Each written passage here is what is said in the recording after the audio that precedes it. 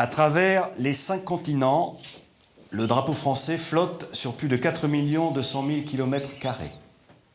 Plus de 20 fois la superficie de la France métropolitaine. Sur tous ces territoires, les Français ont établi l'ordre et la paix. Ils ont construit des routes, des chemins de fer et des ports, grâce auxquels le commerce s'est fortement développé.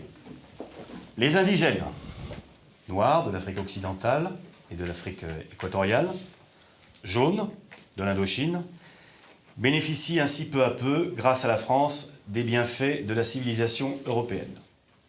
Forte de ses 40 millions d'habitants en métropole, la France dispose d'atouts inappréciables qu'elle doit à la richesse de son sol et de son sous-sol, avec ses mines de charbon et ses aciéries.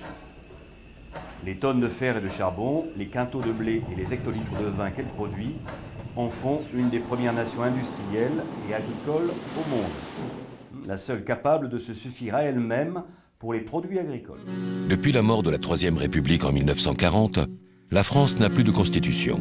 Une assemblée constituante élue au suffrage universel est chargée d'élaborer la constitution de la Quatrième République.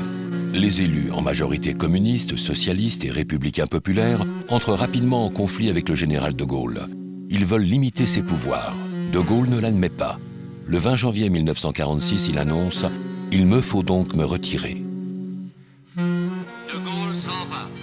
De Gaulle quitte la présidence du gouvernement. Rapidement, un accord est conclu entre les 3 grands partis qui se répartissent les portefeuilles ministériels. Le nouveau gouvernement est présidé par un socialiste, Félix Gouin.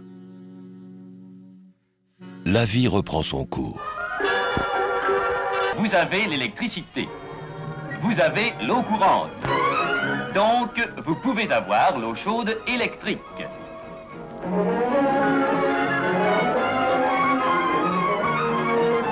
Quels que soient vos besoins d'eau chaude, pensez au chauffe-eau électrique.